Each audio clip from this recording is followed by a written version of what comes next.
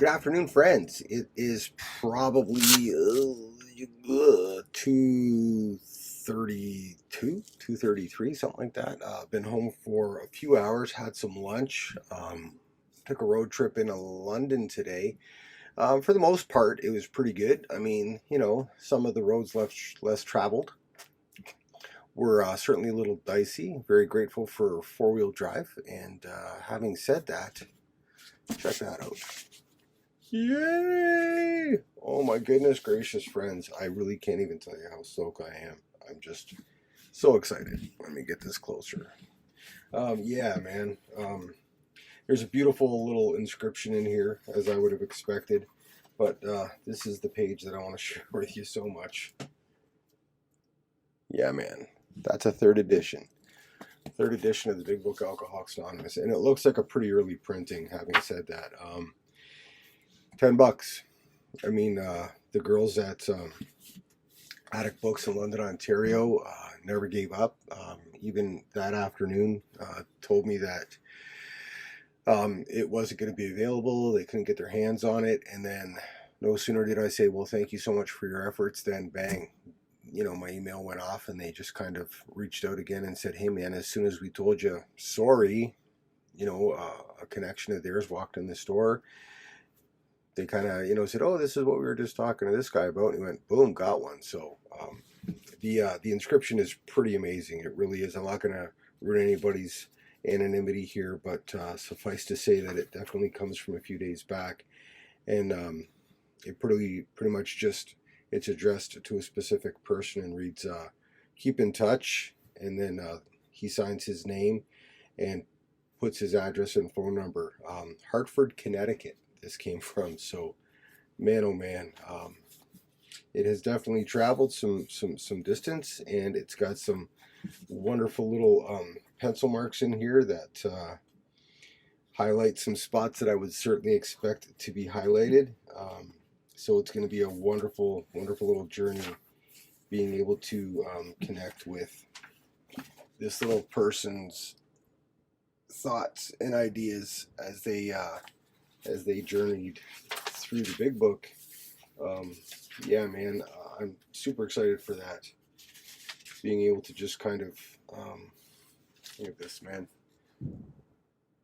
Just being able to connect with this person and their journey through these pages. It's going to be wonderful, and I'm super excited for it. So today's definitely been a little better than yesterday.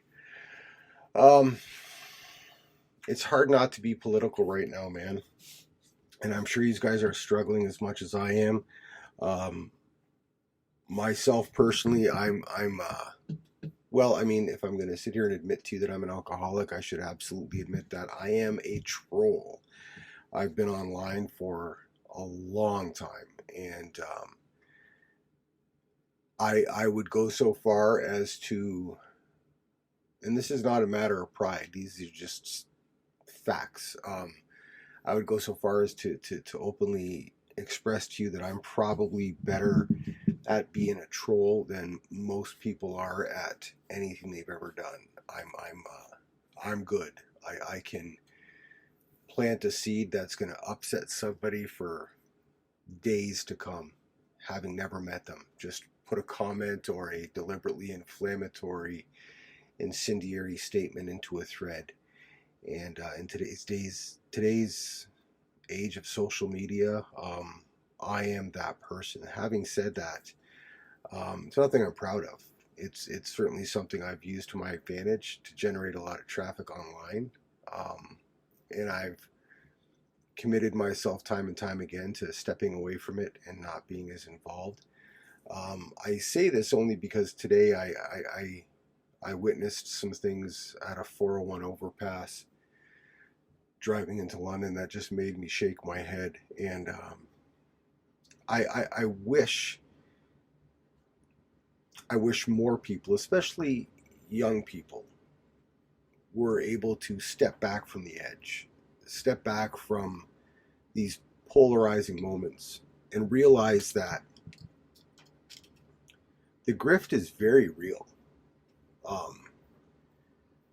There are certainly sides to these arguments that are deliberately firing up those individuals that are easily manipulated. There's no question about that.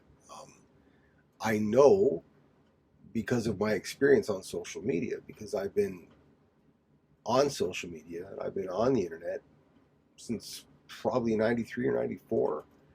I've been at this game a long time. And data manipulation, the weaponization of personal data to fill your field via algorithms, to fill your timeline via algorithms with the things that your likes and dislikes suggest you want to see, it's very real. The ability to manipulate people in this regard, it's very real. And you see it everywhere. And I saw it today firsthand at a 401 overpass as I was driving into London, Ontario.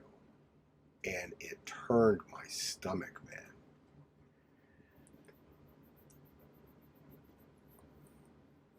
My children have probably forgot, in their 25 years, have forgot more about viruses, virology, safe practices. They've forgotten more in 25 years of their young lives than most people have even tried to understand in the last 2 years. And that's not something you wish on your worst enemy. These are just facts of our life, facts of living with somebody that has endured multiple sclerosis for 25 years of her life. These are the facts of our day-to-day life. And the difference between understanding these things and what it means to research things that match your opinion, confirmation bias, it's staggering. And to that end, I mean, you know, I don't want to end this one today on a negative note. I just want to bring this full circle by saying that this book, what it means to me, celebrating my 25th anniversary, what that means to me, and making these videos, what it means to me is an opportunity to try and do something good. I've watched my children over these years do good works in their community, and it is inspiring. And so I have no idea what I'm doing, and I'm trying to get better at it as the days go forward. Once I can match this up with a 12 and 12 and start taking a journey through the steps again, hopefully I can do some good. And in this ocean of chaos, bring a little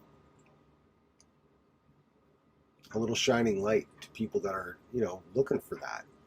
And to that end, man, reach out, connect with me, fill my comment section, inbox me, whatever ways there are to connect with me. I put my email address at the end of this. I put the places you can find me. I'll say again, my Instagram is private and it's going to remain private, but certainly reach out via Instagram, man. Like, if that's a way to connect, it means everything to me. A quick little vetting to make sure that you know, you're not trying to hook me on Bitcoin, and I'll give you an ad and we'll connect.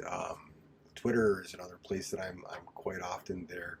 I'm recently on TikTok with the kid now, so there's another place. I'm in the Facebook groups, so you can find me in some of these, you know, sobriety Facebook groups now. I think there's 2 or 3 of them that I've been connecting with. I would love to do good works, and I would love to put this message and what I've been able to accomplish in 25 years into your lap. So I'm going to keep doing this and ask everybody, man, like, you know, especially the young people, if you're hearing these things, man, like, step away from the edge. Step away and understand that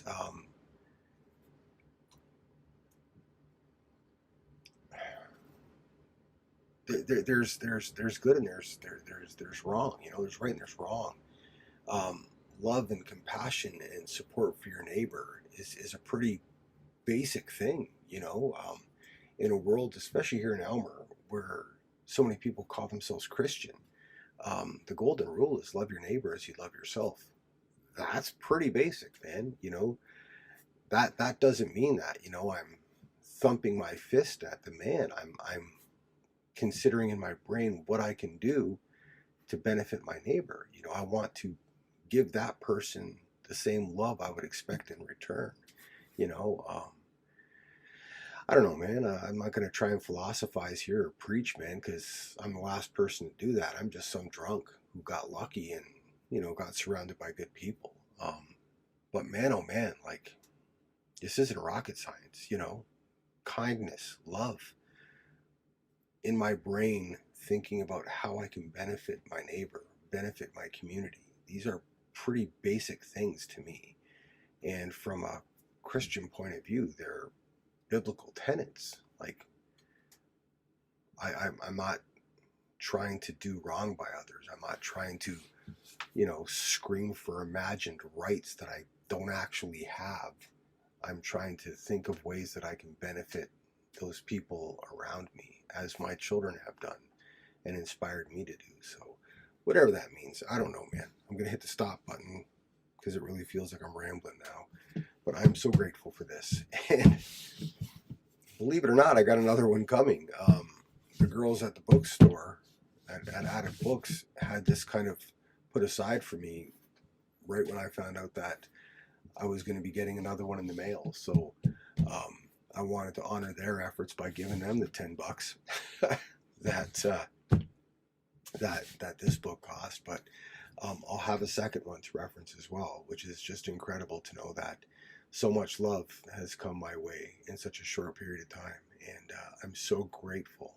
I'm so grateful for this opportunity. So again, I'm going to hit the stop button. I'm going to say thanks, guys. And man, can't wait to get after this, man. Take care. Bye.